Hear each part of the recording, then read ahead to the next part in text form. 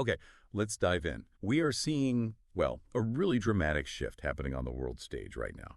It's all driven by this foreign policy approach that gets described in really starkly different ways. You hear imperialist, expansionist in the Americas, but then isolationist in Europe. And at the core is this idea, this realist America First agenda. So today we're doing a deep dive. We want to unpack the main ideas and the immediate effects of the second Donald Trump administration's foreign policy. We'll look at what America First actually means in practice. What are the implications for, say, traditional alliances, global trade, big strategic relationships? And we're pulling this analysis straight from quite a range of sources, expert reports, recent analyses. We've got insights from the NATO Parliamentary Assembly, detailed stuff from Wikipedia, Responsible Statecraft, the AP, Fox News, Fox Business, even environmental and urban economics, and direct quotes too. Our mission really is to help you understand what this massive shift truly means for you, the global citizen. It's fascinating, how often this administration's approach gets framed. It's often called a hardline take on the old Monroe Doctrine. Now, just a quick reminder for everyone, the Monroe Doctrine was basically the U.S. saying, look, the Western Hemisphere is our backyard, our main sphere of influence. Applying that idea now, well, it suggests a much broader, more assertive stance globally. And this policy, it explicitly moves away from multilateralism, working through big international groups with lots of countries. Instead, it seems to actively want to break down the system that's been in place since 1945, that sort of rules-based liberal international order. It really is a fundamental rethink of America's place in the world. Right, so not just tweaking things around the edges, it's a complete rethink. But okay, how does that actually work in practice? What does it look like day to day, beyond the big ideas? Well, in practical terms, that you see relationships with traditional allies becoming very transactional. Sometimes it seems like indifference, sometimes even outright hostility. There's a constant demand for more direct benefits flowing back to the U.S. But then flip that coin and you see this deliberate effort to build friendlier ties with countries that have long been adversaries. Think Russia, North Korea, even Belarus. And there's this general opposition to international cooperation on big global issues, the environment, health, the economy. The view seems to be that these collective efforts might actually work against what are seen as core national interests. And a big piece of this is wanting to maybe even end foreign aid and keep that money at home. And wow, they didn't waste any time signaling this, did they? There was that flurry of executive orders signed almost immediately back in January 2025. What message did those early actions send? Yeah, right out of the gate, within the first week, really. The message was bold, internal reordering, prioritizing sovereignty, domestic control above, well, almost everything else. You saw orders aimed at shaking up the federal bureaucracy, tackling what they called politically motivated conduct, and then major policy shifts too, declaring a national energy emergency that was big, boosting domestic production, and pulling out of the Paris Agreement on climate change. Again, even things that seem purely domestic, like revisiting birthright citizenship under the 14th Amendment or renaming Mount McKinley. It all points to this immediate, broad effort to align the government, national identity, everything, with those America First principles. It was a rapid, decisive signal about changing priorities, and that definitely sent ripples globally about how the U.S. would engage. It sounds like hitting the reset button hard. Domestic priorities first, and global decisions follow from that. And guiding this new direction, you've got some key figures in the foreign policy team: VP J.D. Vance, Secretary of State Marco Rubio, Pete Hegseth at Defense, Tulsi Gabbard as DNI. Their influence is certainly visible. Definitely. And that brings us to another really central tool they're using: tariffs. We've seen just a dramatic increase in the average U.S. tariff rate. I mean, it jumped from around 2.5% historically, spiked up near 27% between January and April 2025. It's settled back a bit to around just under 16% by June 2025. But still, that means tariffs are bringing in way more federal revenue, something like 5% now compared to maybe 2% before. Those are huge jumps. So beyond the numbers, what were some of the really significant tariff moves? Maybe some that raised eyebrows? What do they tell us about the trade philosophy here? Well, the trade war actions, as they're often called, have been pretty wide-ranging. You had a 25% tariff slapped on pretty much all Canadian imports, though it was 10% on energy. Canada hit back fast with its own 25% tariffs on billions in U.S. goods. Mexico also got hit with a 25% tariff. And the trade fight with China, that just escalated dramatically. U.S. tariffs on Chinese goods hit peaks of 145%. China retaliated with tariffs up to 125% on U.S. goods. And maybe the broadest move was that universal 10% reciprocal tariff, announced on Liberation Day, April 2nd, 2025. That applied to imports from most countries not already facing other sanctions. Plus, you've got those hefty 50% tariffs on steel and aluminum and 25% on imported cars. Okay, so the obvious read is protecting American jobs, American industries. But what's the administration actually saying? What's the official reasoning, and what are they telling you, the consumer or the country, they hope to achieve? Yeah, the stated reasons are pretty clear, and there are several layers. They talk about reducing trade deficits, definitely encouraging manufacturing back home, protecting national security, and interestingly, even using tariffs as a kind of substitute for income taxes. But beyond those broad goals, tariffs are also being used as, well, a very direct lever on specific issues. Like with Canada and Mexico, the pressure was explicitly linked to issues like illegal immigration and stopping fentanyl trafficking. And you did see Mexico hand over nearly 30 major cartel figures to the U.S. back in February 2025, right around the time some of these tariff measures were playing out. Which leads us to this maybe more controversial part of the strategy. Sources like environmental and urban economics suggest tariffs aren't just about trade anymore. They're being used as a strategic tool, almost like a weapon, to get military allies to do more. But couldn't that backfire? I mean, economically pressuring your friend, does that really strengthen an alliance? Are we seeing signs of that tension? That's a really crucial point. The thinking seems to be, okay, let's impose tariffs on allies, say, Italy, Canada, Spain, if they don't meet those military spending targets, the 2% of GDP, or even the 3% or 5% that's been floated for NATO. The goal is to tackle that collective action problem, the idea that some allies might be free riding on U.S. defense spending, so use economic pain to force them to step up. It's definitely a different way of thinking about burden sharing and alliances. But you're right, there are warnings. Responsible statecraft points to things like the Sanctioning Russia Act of 2025. It proposes this massive 500% tariff on nations trading with Russia. They warn it could seriously backfire. I mean, they even point out the U.S. itself imported over $600 million worth of enriched uranium and plutonium from Russia in 2024. So applying these kinds of tariffs broadly could have some really unpredictable, possibly negative consequences even for U.S. imports. Right, that's a fascinating dynamic. Push allies harder, but risk economic blowback. Okay, let's shift gears slightly to the Russia-Ukraine conflict. It's still grinding on, very attritional, and Russia's wartime economy seems, maybe surprisingly, stable despite sanctions. How is this administration handling that incredibly complex situation? Yeah, the NATO Parliamentary Assembly report confirms it's still very much a protracted, grinding conflict. And in that context, the Trump administration's approach has been, well, different, seeking what they call a realignment with Russia, offering concessions. There was even that statement suggesting Ukraine bore partial responsibility for the invasion itself. And there's been a definite shift towards direct talks, phone calls between Trump and Putin trying to hammer out some kind of peace deal directly. So talking directly to Putin, using that economic leverage as a backdrop. But it hasn't exactly been a straight line, has it? There's some pretty controversial moments and proposals along the way. Oh, absolutely not smooth. The most recent big move was that ultimatum on July 14th, 2025. Basically saying Russia faces very severe secondary tariffs, starting at 100% if there's no ceasefire within 50 days. And Trump was explicit, I use trade for a lot of things. It's great for settling wars. Direct economic threat there. But earlier, back in February 2025, remember that really controversial minerals deal idea? The U.S. wanted 50% of Ukraine's natural resource revenues, minerals, gas, oil, ports put into a 100% U.S.-owned fund. The aim was supposedly $500 billion to repay what they called non-refundable aid.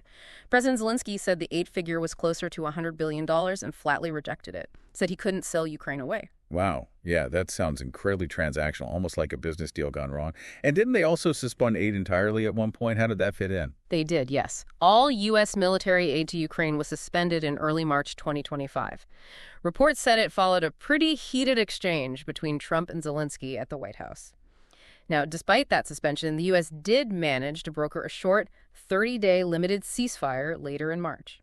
It paused strikes on the Black Sea area and energy infrastructure, but critics immediately jumped on that, arguing it mostly helped Russia by protecting its oil refineries just when they were under pressure. So it's a really complex picture, definitely a willingness to engage directly, even if it's controversial, to try and force a specific outcome. It's certainly dynamic, maybe unpredictable sometimes. But how are the allies reacting? Especially those NATO allies who are deeply invested in supporting Ukraine and worried about Russia. It's complicated and seems to be shifting. You have the aid suspension earlier, which caused a lot of concern, but then also on July 14th, 2025, the same day as the tariff ultimatum. There was an announcement about the U.S. selling arms to NATO allies, specifically so those allies could send aid to Ukraine. NATO Secretary General Mark Rutte praised that as logical. You saw Germany, Finland, Denmark, Sweden, Norway, Canada getting involved. And Trump's justification was, ultimately, having a strong Europe is a very good thing. Mm. So it looks maybe like a pivot from direct U.S. aid to enabling allied aid, but still very much on U.S. terms. Which brings us right back to NATO, really at a crossroads here. The administration's skepticism about the alliance is no secret. What are the main complaints we're hearing, and how is that actually affecting U.S. troops on the ground? Yeah, the skepticism is deep. You hear remarks like, European allies treat us actually worse than our so-called enemies. That really sums it up. And then the threat, which got a lot of attention, to encourage Russia to do whatever the hell they want if NATO countries don't hit that 2% GDP defense spending target. Or even the 5% target he sometimes suggested. And this translates into real discussions about troop movements. They're seriously considering pulling most, maybe almost all, of the 35,000 U.S. troops out of Germany and potentially moving them to Eastern European countries that have increased their defense spending. Maybe even favoring places like Hungary, given the political alignment there. Right, that transactional approach, again, applied to military bases. What's the actual impact of that talk for allies who've counted on that U.S. presence for security for, well, decades? And how are they pushing back or adapting? The impact is huge. It's causing real alarm in European capitals. Governments feel like they could be cut adrift, and the rhetoric reinforces that. You had Vice President J.D. Vance basically linking the U.S. military shield to things completely unrelated, like Germany's domestic speech laws, questioning why U.S. soldiers should defend Germany if, in his words, you get thrown in jail in Germany for posting a mean tweet. He also visited Greenland and pointedly told Denmark it had not done a good job investing in security there. Very direct pressure. Those are incredibly blunt messages. So how are European leaders responding to this fear, this pressure? Are they just hoping it goes away, or are they taking action? They're definitely taking action, mixed with some careful diplomacy. European defense ministers held emergency talks specifically to figure out how to beef up their own security. There's been talk, led by UK Prime Minister Keir Starmer, about a potential coalition of the willing to send peacekeepers to Ukraine, maybe without the U.S. The European Commission put forward this massive Rearm Europe plan, potentially $800 billion in new defense spending. And Germany, which has historically been very reluctant to spend big on its military, approved a huge $1 trillion rearmament plan. That would have been unthinkable just a few years ago. At the same time, you see figures like NATO's Mark Rutte trying very hard to, well, flatter Trump, crediting him with newly invigorating the alliance, pointing to rising European defense spending, including that new commitment from NATO leaders to hit 5% of GDP on defense by 2035. So public statements trying to manage the relationship. It sounds like behind the scenes, the anxiety is pretty intense. What's the mood among diplomats from these long-standing allies? Profound unease is probably the right way to put it. We heard that quote from one diplomat just lamenting, "We've now got an alliance between a Russian president who wants to destroy Europe and an American president who also wants to destroy Europe." That's stark. You even hear comparisons to the 1930s to appeasement. Now, this pressure is definitely pushing Europe towards building a stronger European pillar within NATO, towards what they call European strategic autonomy, being able to act more independently. But it also causes friction within Europe.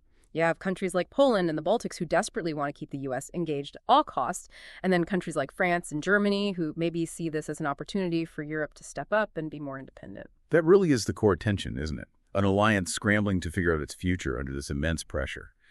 Okay, let's widen the view a bit. What about the broader global strategy? China, foreign aid, this idea of soft power? Right. On China, it's interesting. Their Vice President Han Zheng actually attended Trump's inauguration. That signaled Beijing might be interested in stronger ties, and China has sort of supported Trump's push to end the Ukraine war.